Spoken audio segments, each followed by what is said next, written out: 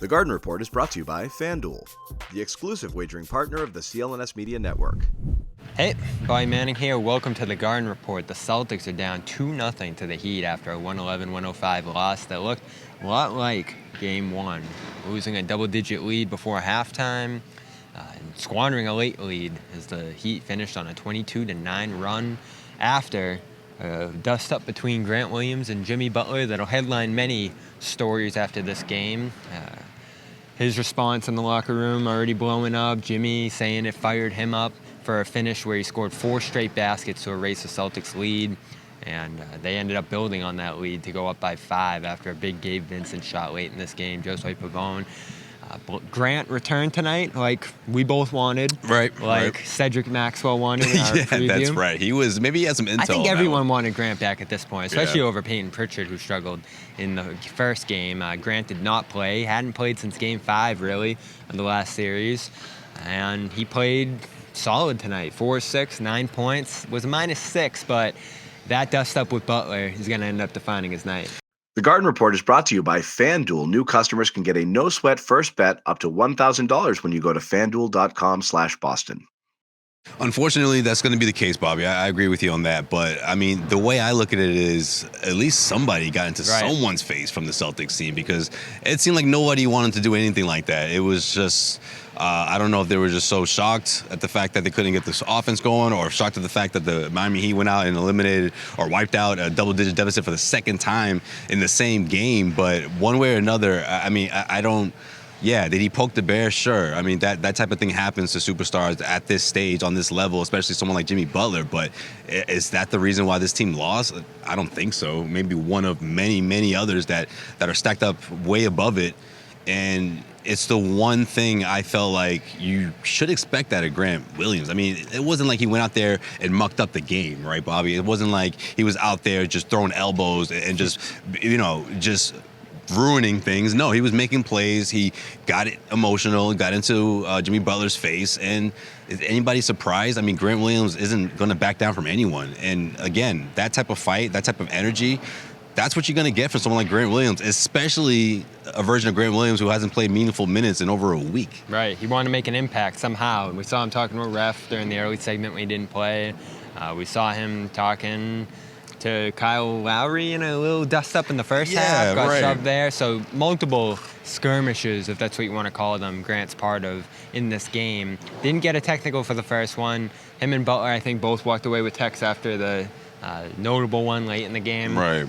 So overall, I don't think those plays directly hurt the Celtics. I mean, there were no points given up out of them. He didn't pick up any techs that gave away free throws, but something turned on in the Heat in those minutes afterward, and Butler even acknowledged that it had an impact on him. Here was Grant reacting to the moment. Yeah, I think he said something and I just responded. You know, for me, I'm a competitor. I'm going to battle. He got the best of me tonight, and at the end of the day, it's out of respect, because I'm not going to run away from it. My mom always taught me that you get, and my dad as well, you get your ass kicked. You don't come back home until you come to battle again. So it's interesting because his teammates didn't exactly, Grant's teammates, back him up for what he did. No, especially not Jalen Brown. Jason Tatum just kind of shrugged it off, didn't think much of it. Jalen Brown said no comment, or next question rather. Right.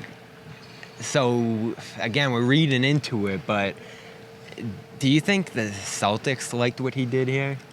Doesn't seem that way, right, Bobby? And if they did like it, I don't think anyone has the to go out and say it. So I think that speaks volumes in itself. And obviously, the way Jalen or at least responded to that question does. Well, yeah. I mean, at least defend him or point out the good things that Grant brought to this game. And I'm hoping we'll see that again in Miami. But I just think when you don't go out and at least, again, talk about the good things that Grant did, you're going to put out that assumption that you didn't like what he did out there. So, looking at someone like Jalen Brown, especially one of the leaders of this team, it does surprise me, but I also think it speaks to where this team is at. I think they're really surprised as to what happened. I don't think they're down and out. I don't think their spirits are so low that they don't think they can come back in this series, but I do think that they have this sort of fourth quarter, I don't know if you want to call it jitters or lack of focus, whatever you want to call it. I mean, it's Miami Heat.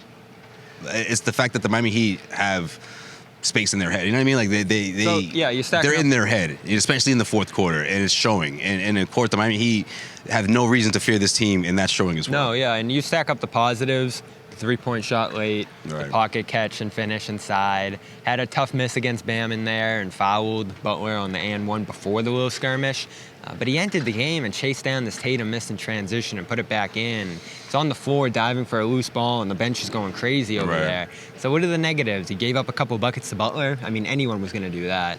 And he got into a dust-up that turned into a late game Heat rush or finish or Butler performance that might have come anyway. Well, that's true. And maybe you add an ounce of inspiration in there for someone like Jimmy Butler. But again, that doesn't explain why you go scoreless in those crucial minutes. That doesn't explain why fell apart. Your superstar, who is the biggest reason why you're in this series, right? And Jason Tatum didn't get a shot off. You know who actually made the last 3 Celtics buckets of the game?